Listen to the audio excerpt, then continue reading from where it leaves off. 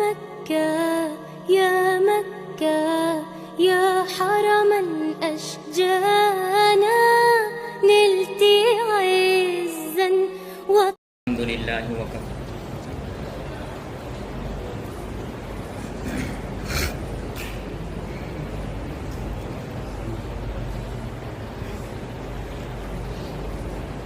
الحمد لله وكفى والسلام على عباده الذين اصطفى أما بعد قال الله تبارك وتعالى في القرآن المجيد والفرقان الحميد أعوذ بالله من الشيطان الرجيم بسم الله الرحمن الرحيم ما كان محمد أبا أحد من رجالكم ولكن رسول الله وخاتم النبيين صدق الله العظيم. اللہ تبارک و تعالی نے اس آیت کریمہ میں صاف اعلان کر دیا کہ اللہ کے رسول صلی اللہ علیہ وسلم خاتم النبیین ہیں. یہ اللہ کا مسلمہ فیصلہ ہے کہ آپ صلی اللہ علیہ وسلم آخری نبی ہیں. اب آپ کے بعد نہ کوئی نبی آئے گا اور نہ ہی کوئی نبی پیدا ہوگا. لیکن کچھ لوگ اپنی ذاتی مفادات کے لیے، اپنی دکانداری کو چمکانے کے لیے نبوت کا جھوٹا دعویٰ کر کے اپنے اس دکان کو چلانے کی کوشش کرتے ہیں. تاریخ کی کتابوں میں مدعیان نبوت کا مکمل تذکرہ موجود ہے، جس سے پتہ چلتا ہے کہ مدعیان نبوت مختلف ممالک اور خطوں سے تعلق رکھتے تھے. بدقسمتی سے بر صغیر ہندوستان میں ایک شخص نے نبوت کا دعویٰ کیا اور ایک انگریز کا ایجنٹ اور انگریز کا خود کاشتہ خاردار پودا نبوت کا دعویٰ کر کے اپنے آپ کو نبی ثابت کرنے کی کوشش کی. میری مراد اس سے رئیس الشیاطین، اخبث الخبیثین، نطفہ ناپاک اور نجیس وجود مرزا غلام احمد قادیانی ہیں. یہ اس دور کا واقعہ ہے جبکہ سن عیسوی 1880 میں ہندوستان پر انگریزوں کا قبضہ تھا. اسلام پر انگریز، عیسائی پادری اسی طریقے سے ہنود کی طرف سے بے شمار اعتراضات کی یلغار تھی. اچانک ان دنوں میں خوب مناظرے چلتے تھے اور لوگوں کا اعتماد مقتدی اور علماء اور پیشوا پر تھا. اچانک مرزا غلام قادیانی کا لاہور کی طرف سفر ہوا. وہاں ایک پنڈت تھا جس نے سارے مسلمانوں کو حیران کر کے رکھا تھا، سب کے ناک میں دم کر رکھا تھا.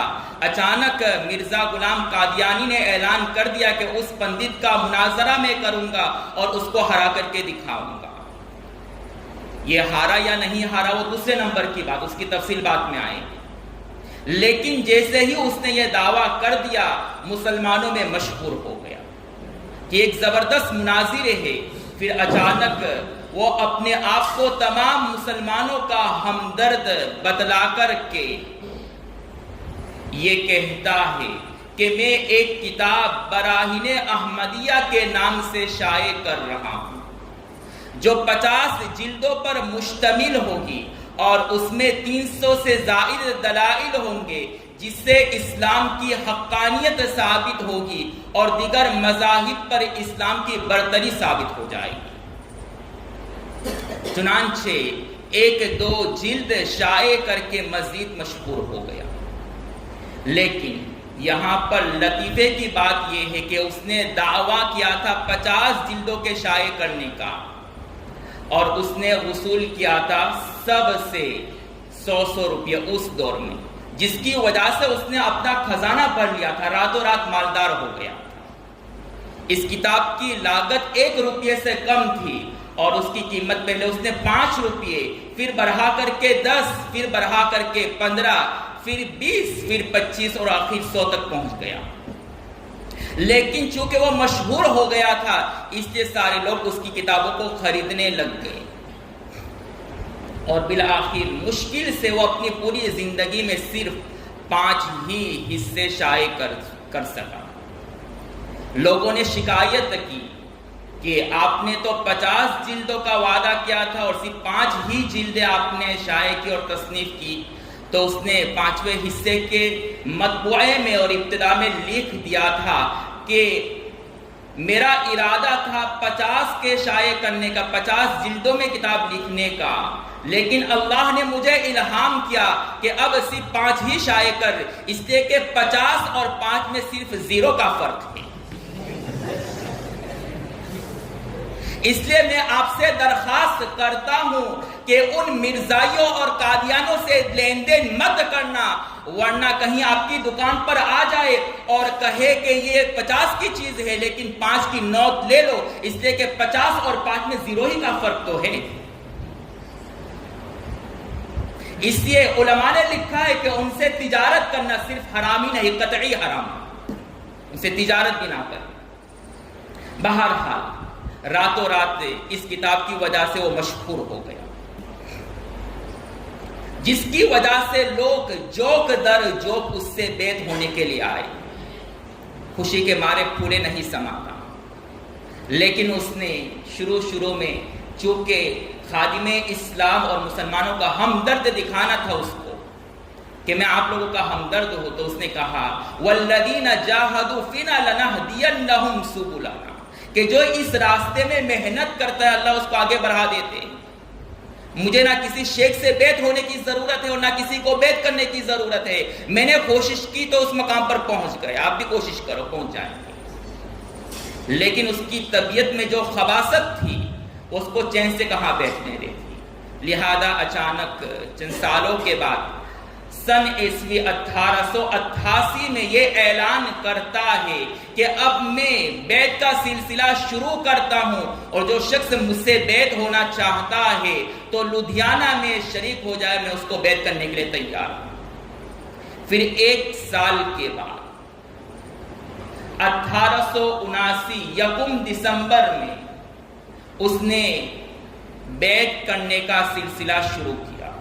1888 میں اعلان کیا اور 1 سال کے بعد پھر سلسلہ بیعت کو شروع کیا۔ اس کے پیچھے کیا وجہ تھی تاخیر کی؟ وہ خود لکھتا ہے کہ میرا ایک دوست مولوی نور الدین کے ساتھ میرے اچھے تعلقات ہو گئے تھے، وہ میرا مرید ہو گیا تھا، تو کشمیر میں اس سے ملنے گیا تھا۔ ان دنوں میں وہ کشمیر میں سرکاری طبیب تھا، وہ بیعت کے جلسے میں شریک نہیں ہو پا رہا تھا، اس لیے اس نے مجھے کہا تھا کہ آپ تھوڑے بیعت کے سلسلے کو موقوف رکھو، اس لیے کہ میں آپ سے پہلے بیعت ہونا چاہتا ہوں۔ یہ حکیم نور الدین کا نام یاد رکھیں، یہ بعد میں وہی ہے جو مرزا غلام قادیانی کا جانشی بنتا ہے، اور اس نے کیا کیا حرکتیں کی مرزا غلام قادیانی کے ساتھ مل کر کے اس کا اندازہ ہوگا۔ تو نور محمد دین سے چونکہ مرزا غلام قادیانی نے وعدہ کر رکھا تھا کہ سب سے پہلے اس کو بیعت کرے گا، اس لیے اس نے اپنے بیعت کے سلسلے کو 1 سال موقوف رکھا۔ بہرحال 1 سال کے وقفے کے بعد اس نے بیعت کا سلسلہ شروع کیا، جس میں 40 اشخاص اس کے ہاتھ پر بیعت ہو گئے تھے۔ مرزائیوں کے قول کے مطابق اسی وقت اور اسی تاریخ سے سلسلہ عالیہ احمدیہ کی ابتدا ہوتی ہے، یعنی فرقہ احمدیت کی ابتدا، جس کو آپ فرقہ مرزائی کہیں یا فرقہ قادیانی کہیں، اسی وقت سے شروع ہوتا ہے۔ اس فرقے کو فرقہ احمدی بھی کہتے ہیں، فرقہ قادیانی بھی کہتے ہیں اور فرقہ مرزائی بھی کہتے ہیں، اس لیے کہ اس فرقے کے بانی مرزا غلام قادیانی ہے اس کا نام، تو چونکہ اس کے جد امجد کا نام مرزا ہے، اسی کی طرف منسوب کرتے اس کو مرزائی فرقہ کہتے ہیں، اور چونکہ اس بانی کے موصوف کا نام ہے غلام احمد، تو اسی کی طرف منسوب کرتے ان کو احمدی کہتے ہیں۔ اور چونکہ یہ قادیان میں پیدا ہوا تھا اس لیے فرقہ قادیانی بھی کہتے ہیں. فرقہ قادیانی نہ کہو بلکہ فتنہ قادیانی کہو. اس طرح اس فرقے کی ابتدا ہوئی. پھر اچانک سن عیسوی 1819 میں وہ مسیح موعود ہونے کا دعویٰ کرتا ہے اور کہتا ہے کہ میں عیسیٰ ابن مریم ہوں. اب چونکہ یہ دعویٰ عقیدہ ختم نبوت کے خلاف تھا تو تمام مسلمانوں کے مکاتب فکر کے حلقوں سے اس کے اوپر ارتداد اور کفر کے فتوے لگائے گئے، جس میں مولانا ثناء اللہ امرتسری بہت آگے تھے، جس کی وجہ سے زندگی بھر مرزا غلام قادیانی نے ان کو خوب گالی دی اور بددعا بھی دی، لیکن یہ بددعا کسی کام کی نہیں آئی. اس کی تفصیل اگر موقع ملا تو آخر میں بیان کریں گے. بہرحال اس طریقے سے 1890 میں اس نے مسیح موعود اور عیسیٰ ابن مریم کا دعویٰ کیا.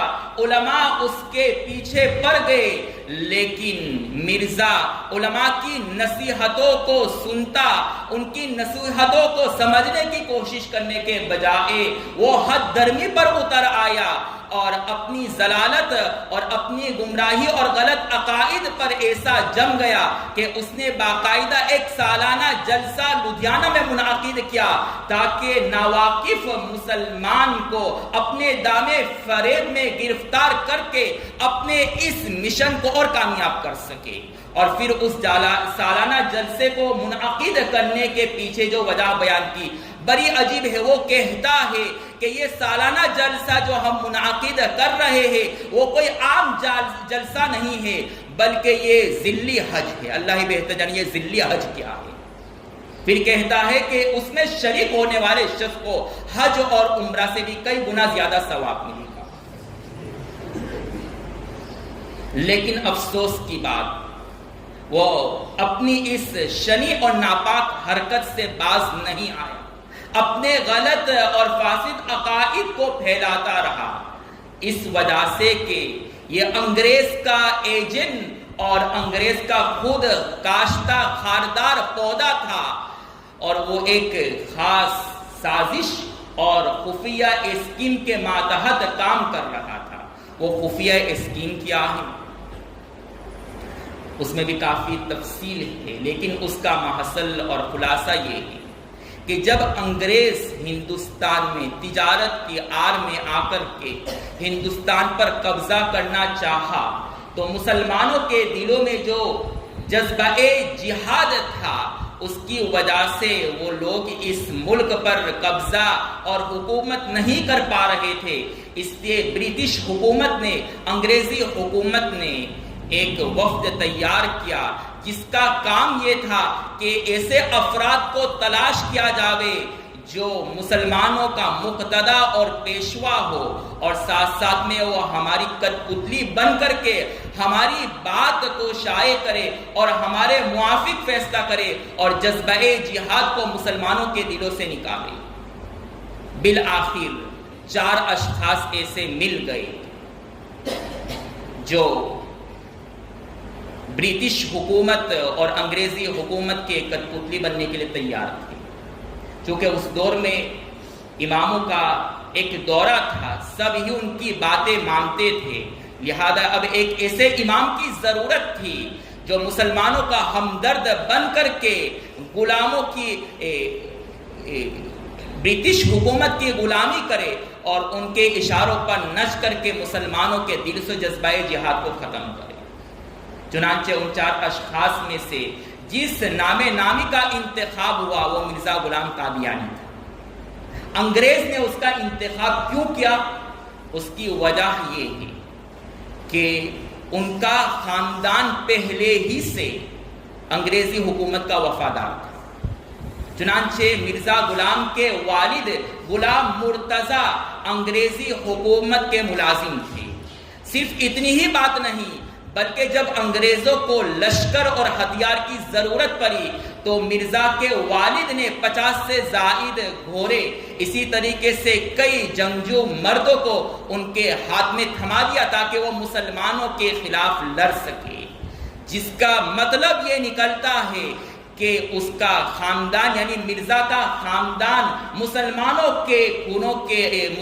کے خون سے رنگا ہوا تھا، ان کے ہاتھ مسلمان کے خون سے رنگا ہوا تھا، اس نے مرزا کا انتخاب کیا۔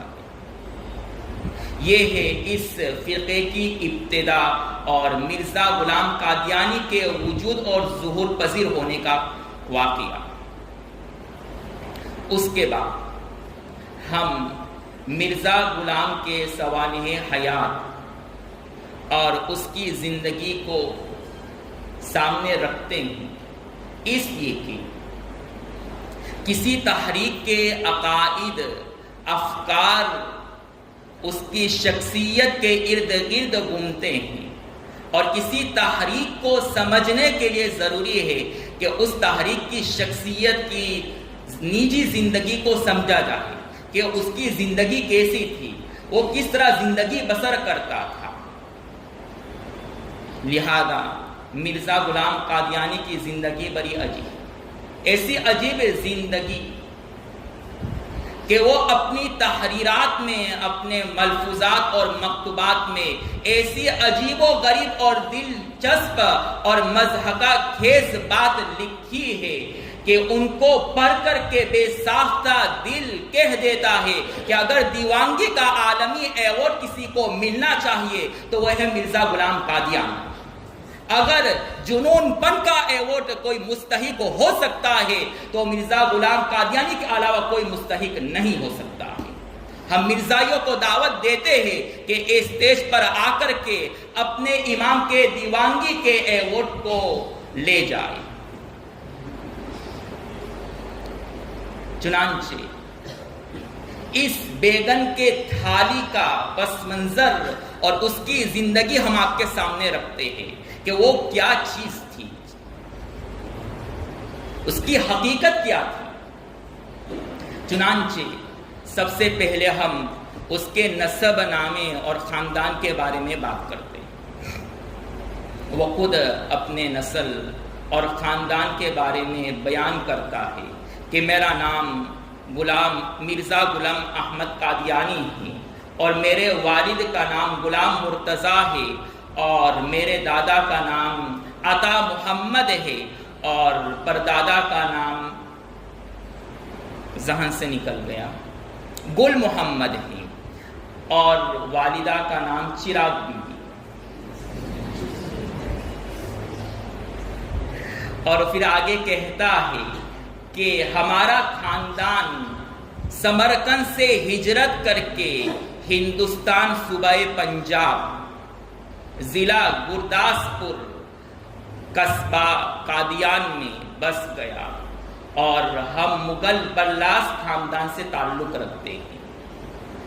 لیکن یہاں پر لطیفے کی بات یہ ہے کہ مرزا کس خاندان اور نسل سے ہے اس کا فیصلہ کرنا مشکل ہی نہیں، ناممکن نظر آتا ہے، اس لیے کہ مرزا اپنے خاندان اور نسل کے بارے میں ایسی متضاد باتیں اور بیان کرتا ہے کہ یہ فیصلہ کرنا مشکل ہو جاتا ہے کہ وہ اصل میں تھا کیا، اس کا خاندان ہے کیا۔ بلکہ مولانا الیاس گمن نے یہاں تک کہہ دیا کہ وہ حلال زادہ نہیں حرام زادہ تھا۔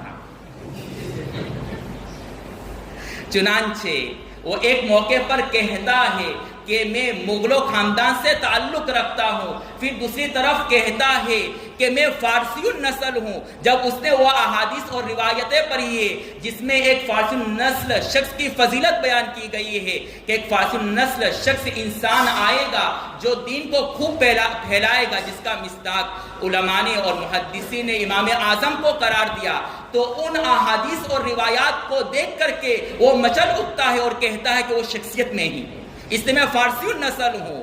لیکن اس کی طبیعت اس پر اکتفا نہیں کرتی ہے اور وہ کہتا ہے میں چینی ہوں، میرے آبا و اجداد چین کے حدود سے آئے تھے، پھر بھی اس کا دل بھرتا نہیں، اس کو قرار نہیں آتا ہے، تو کہتا ہے میں فاطمی اور اسرائیلی کا مجموعہ ہوں۔ اور تمام دعووں کا ریکارڈ توڑتے ہوئے پھر آگے اپنے نسل کو ثابت کرتے ہوئے ہنود کو اور ہندوؤں کو خوش کرنے کے لیے ان سے زبردستی رشتہ اور ناطہ جوڑنے کے لیے کہتا ہے کہ میں کرشن ہوں، وہ بھگوان ہوں جس کا ظہور ہونے والا ہے، لہذا مجھے مان لو۔ اور اس پر بھی بس نہیں کرتا ہے، سکھوں کو خوش کرنے کے لیے کہتا ہے میں مہاراجا جے سنگھ ہوں، اس لیے مجھے مان لو۔ پھر مختلف نسلوں کو ثابت کرنے کی کوشش کرتا ہے، ایسی کلا بازی کھاتا ہے وہ اور ایسا کرتب دکھاتا ہے، پھر کہتا ہے میں مختلف نسلوں سے ہوں۔ چنانچہ وہ کہتا ہے میں آدم ہوں، میں ابراہیم ہوں، میں ہی یعقوب ہوں، میں ہی یوسف ہوں، میں ہی ابراہیم ہوں، میں ہی سب کچھ ہوں۔ اب باقی کیا رہ گیا؟ مخنث بتانا رہ گیا۔ لیکن ان تمام نسلوں پر خط تنسیق کا دائرہ کھینچتے ہوئے اور اپنی تمام نسلوں کو منسوخ کرتے ہوئے ایسی لمبی چھلانگ مارتا ہے کہ اپنے آپ کو نوع انسانی کے دائرے سے باہر نکال پھینکتا ہے اور کہتا ہے میں آدم زاد ہی نہیں ہوں، تو کیا ہے؟ حرام زاد ہے۔ پھر کیا کہتا ہے؟ میں آدم زاد نہیں ہوں بلکہ معجون مرکب ہوں۔ کون سا معجون مرکب؟ نور الدین حکیم نے جو تیار کیا مختلف نطفوں سے، وہ معجون مرکب ہے۔ اور جب اس پر بھی بس نہیں چلتا ہے، اس کی بے چینی ختم نہیں ہوتی ہے، تو وہ کہتا ہے کہ میں تو انسان نہیں جمادات میں سے بیت اللہ ہوں۔ اور جب اس پر اکتفا نہیں کرتا ہے، اس پر بس نہیں کرتا ہے، تو بعد میں کہتا ہے میں حجر اسود ہی ہوں۔ مرزائیوں کو ہم کہتے ہیں کہ جب یہ حجر اسود ہے تو تمہیں مکہ المکرمہ اور کعبۃ اللہ جانے کی ضرورت نہیں ہے۔ خیر الامور اوساطھا پر عمل کرتے ہوئے نہ ہی اوپر اور نہ ہی نیچے، بیچ میں اس کو چوم لو، حجر اسود کی فضیلت حاصل ہو جائے گی۔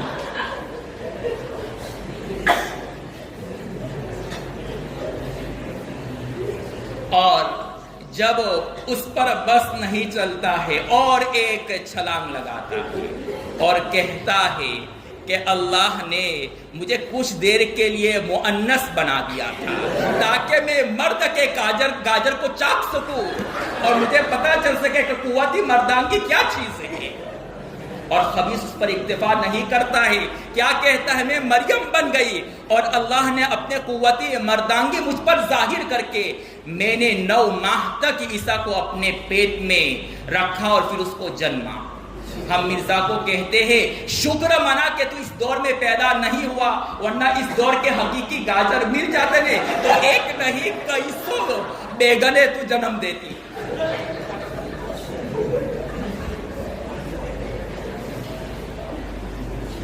یہ مرزا غلام انسان نہیں تھا بلکہ گرگٹ تھا، بلکہ پورا گرگٹ اوپر سے نیچے تک ایک گرگٹ تھا۔ اس کا رنگ مختلف شکلوں میں بدلتے رہتا تھا، کبھی کہہ رہا میں فارسی نسل ہوں، کبھی کہہ رہا میں چینی ہوں، کبھی کہہ رہا میں حجر اسود ہوں۔ یہ فیصلہ کرنا ہی مشکل ہو گیا کہ تو ہے کیا۔ لیکن معروف و مشہور یہی ہے کہ مغلوں خاندان سے اس کا تعلق تھا اور اس کے آباء و اجداد سمرقند سے تشریف لا کر کے پنجاب میں بس گئے تھے۔ اور چونکہ اس زمانے میں مغل بادشاہ بابر کا دور تھا اور مغلوں سے اس کا تعلق تھا، تو بابر بادشاہ نے اس کو 80 زمینوں پر مشتمل جاگیر عطا کی۔ پھر سکھوں کا دور آیا، انہوں نے ان تمام زمینوں پر قبضہ کر لیا اور مرزا غلام قادیانی کے آباء و اجداد کلاش اور کنگال اور غریب ہو گئے تھے۔ پھر جب انگریزی حکومت آئی، ان کی وفاداری کی، تو انگریزی حکومت نے ان کے خزانے پھر سے بھر دیے۔ اس تاریخ کو یاد رکھنا، اس کی بھی ضرورت پڑے گی آگے، کہ آخر میں وہ کلاش ہو گئے، کنگال ہو گئے، تو ان کے جیبوں میں خط مل کے علاوہ کچھ نہیں۔ اب آتے ہیں مرزا غلام قادیانی کی تاریخ پیدائش۔ مرزا غلام کی سن پیدائش بھی ایک لا ینحل معمہ ہے، ایک لا ینحل عقدہ ہے۔ بلکہ اس کی متضاد باتوں سے معلوم ہوتا ہے کہ مرزا غلام قادیانی کو خود معلوم نہیں تھا کہ وہ کب پیدا ہوا، بلکہ اس کے اہل خانہ کو بھی معلوم نہیں تھا کہ اس کی سن پیدائش کیا۔ چنانچہ مرزا غلام قادیانی کہتا ہے کہ میں سن عیسوی 1839 میں پیدا ہوا، پھر کہتا نہیں بلکہ میں سن عیسوی 1840 میں پیدا ہوا۔ پھر اس کے بیٹے مرزا بشیر احمد کہتا ہے نہیں، تخمیناً 1830 میں پیدا ہوا، سن عیسوی 1830 میں۔ پھر کبھی کہتا ہے نہیں، سن عیسوی 1835 میں پیدا ہوا۔ لیکن محقق بات یہ ہے کہ یہ 1840 میں پیدا ہوا یا 29 میں، اور اس کی پیدائش قادیان میں ہوئی جو کہ پنجاب میں۔ لیکن ان کو یہ کلا بازی اور یہ کرتب دکھانے کی ضرورت کیوں پیش آئی؟ سن پیدائش میں تبدیلی کرنے کی ضرورت کیوں پڑی؟ اس کے پیچھے بھی وجہ ہے۔ الاربعین میں اس پر جو مختلف وحی نازل ہوئی، اس میں سے ایک وحی یہ ہے، اس کے اوپر مختلف زبانوں میں وحی نازل ہوئی، عربی زبان میں، کہیں انگریزی زبان میں، کہیں پنجابی زبان میں۔ کہتا ہے میرے پاس 2 فرشتے آئے تیچی اور کہا کہ وہی I love you, I am with you, I shall help you, یہ سب وہی لے کر کے آتے ہیں فرشتے میرے پاس۔ پیتی رہ گئی، اللہ ہی بہتر جانے کیا ہے، چوں ہو گیا یہ وحی۔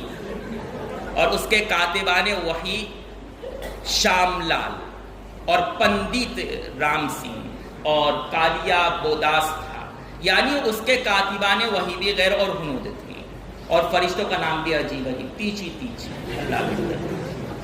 تو کیا کہتا ہے الاربعین میں کہ میرے اوپر وحی نازل ہوئی، فَلَنُحْيِيَنَّكَ حَيَاةً طَيِّبَةً 80 حَوْلَةً أَوْ قَرِيبًا مِّن ذَلِكَ، کہ اے مرزا ہم تجھے آرام دہ زندگی دیں گے، اور تمہاری زندگی 80 یا اس کے قریب تمہاری عمر ہوگی۔ اب چونکہ 1839 یا 40 میں پیدا ہوا، تو اس کی وفات 1900 عیسوی 8 میں ہوئی، تو مشکل سے اس کی عمر 70 سال بنتی ہے۔ اب چونکہ اس نے پیشین گوئی کی اور دعویٰ کیا کہ مجھے الہام اور وحی ہوا کہ 80 سال میری عمر ہوگی، تو اب اس کو ثابت کرنا تھا، اس لیے اس کے بیٹے نے کبھی 30 کہا اور کبھی 31 کہا، اور مشکل سے اگر ہم ان تمام باتوں کو رکھتے ہیں، تمام تاریخ کو مد نظر رکھتے ہیں، تو 75 سال اس کی عمر ہوگی، زیادہ نہیں ہوگی۔ بہرحال یہ مرزا غلام قادیانی کی سن پیدائش کے متعلق کچھ باتیں تھیں۔ اب اس کے بعد اس کی ناقص تعلیم کے بارے میں کچھ بات کرتے ہیں۔ اس کی ناقص تعلیم کا حال کیا ہے؟ چنانچہ وہ خود بیان کرتا ہے کہ جب میں 7 برس کا ہوا تو میرے والد نے ایک نوکر بحیثیت معلم، دیکھیں کس سے گھٹیا زبان، استاذ کو نوکر کہہ رہا ہے، ایک نوکر بحیثیت استاذ فضل الہی کو مقرر کیا تھا کہ مجھے قرآن شریف پڑھائے اور فارسی کی ابتدائی کتابیں پڑھائے۔ پھر جب میں 10-12 سال کا ہوا تو منطق، فلسفہ اور نحو و صرف کے کچھ قاعدے جو میں مکمل نہیں پڑھ سکا، اس کے لیے ایک دوسرا استاذ متعین کیا جس کا نام فضل احمد تھا۔ اور جب میں 15 یا 18 سال کا ہوا تو میری تربیت کے لیے والد ماجد نے گلشاہ علی کو میرے لیے مقرر کیا تھا تاکہ وہ بحیثیت معلم نوکر بن کر کے میری تربیت کرے۔ دیکھیے یہاں پر بھی اپنے استاد گل علی شاہ کے لیے نوکر کا لفظ استعمال کرتے ہیں۔ 3 استاد کا ذکر ملتا ہے جو معروف و مشہور ہے مرزا کے، ایک فضل الہی فضل احمد اور گل علی شاہ۔ مولوی فضل الہی حنفی تھے اور فضل احمد اہل حدیث تھے اور گل علی شاہ شیعہ تھے۔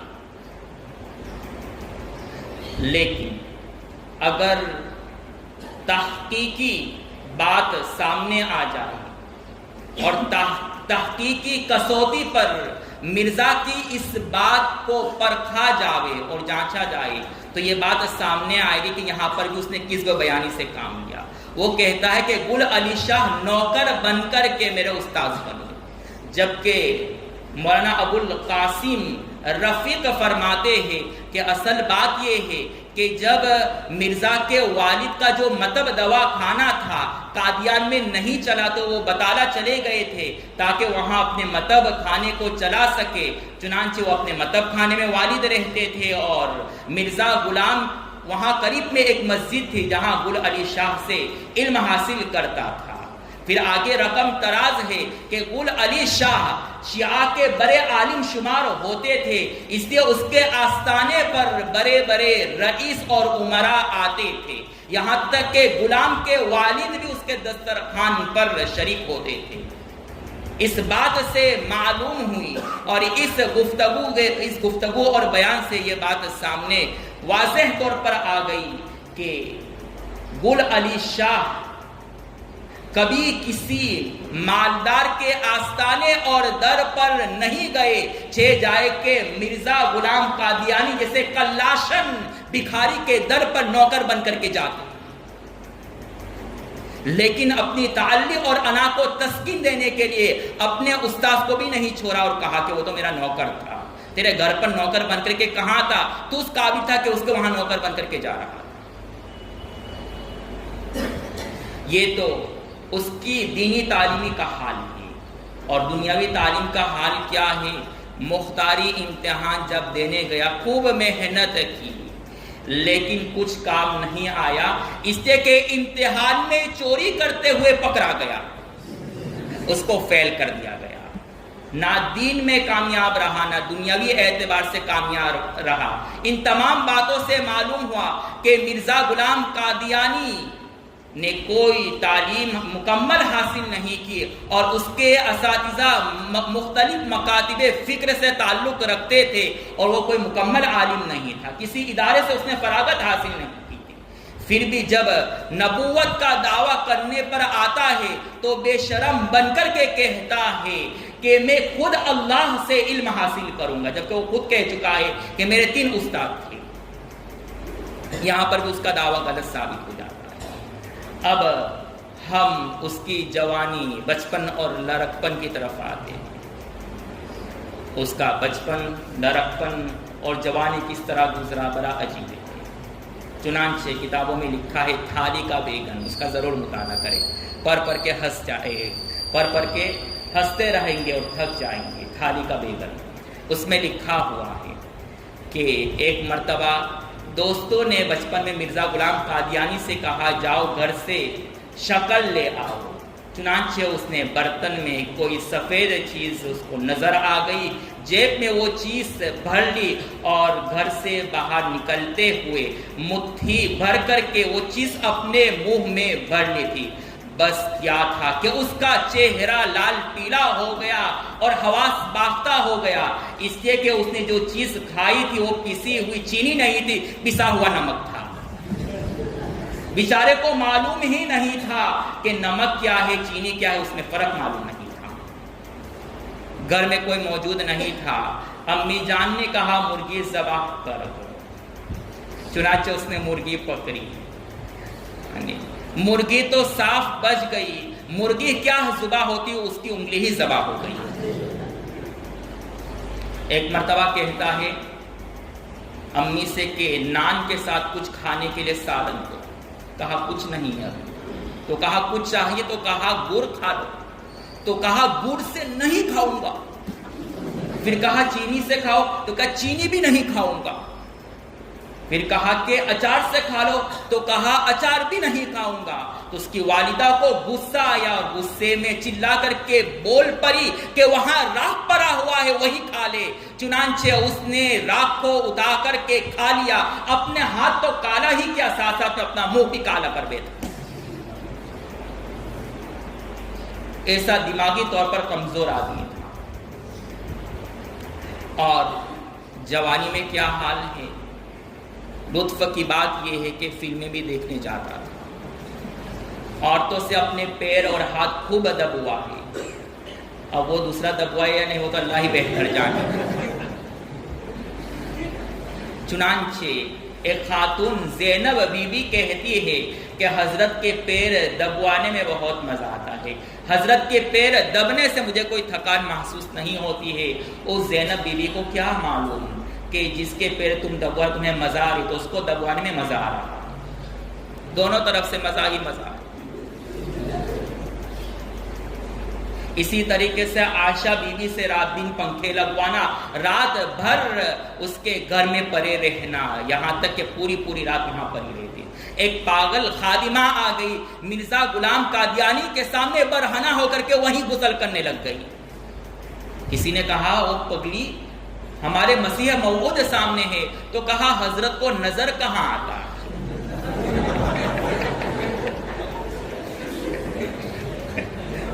کسی نے سوال کر لیا کہ ہمارے مسیح موعود تو اپنے پیر دبواتے نا محرم سے، تو جواب دیا کہ حضرت کے پیر دبوانا گناہ ہی نہیں، گناہ نہیں ہے بلکہ باعث ثواب ہے، اور مزید آگے اضافہ کرتے ہوئے کہا کہ یہ موجب برکت ہے۔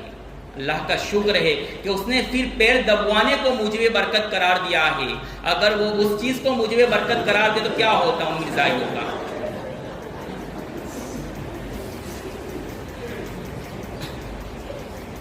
یہ تو اس کے لڑکپن، جوانی اور بچپن کی بات ہے، اور اس کے پاگل پن اور بے وقوفی کا عالم یہ تھا کہ اس کو جوتے اور جرابے بھی پہننے نہیں آتا تھا، دایاں جوتا بائیں پیر میں اور بائیں پیر کا دائیں پیر میں، اور جرابوں کا اگلا حصہ پیچھے اور پچھلا حصہ آگو اور پیچھے اور بے وقوف گر گیا تو امی سے کہا کہ یہ جہاں سے خرید کر کے لاتی وہ صحیح چیزیں نہیں ہیں، مت لایا کرو۔ تو امی نے کہا بے وقوف تو صحیح سے پہنے تو نے، اس لیے تو گر رہا ہے کہ صحیح سے پہنتا نہیں، نشانی لگائی پھر بھی اس کے باوجود جوتے غلط پہن رہا ہے،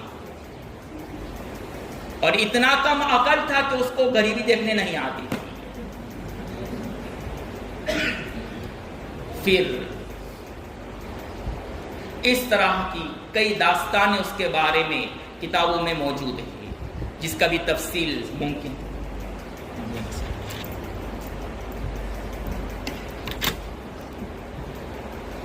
اس پر میں اپنی بات کو ختم کرتا ہوں، اگر موقع ملا تو کسی اور موقع پر بات کریں گے، اور بھی بہت تفصیل گفتگو ہے۔ آپ سے معذرت خواہ ہوں کہ اپنے موضوع کو سمجھ نہیں پایا، وآخر دعوانا الحمدللہ رب العالمین۔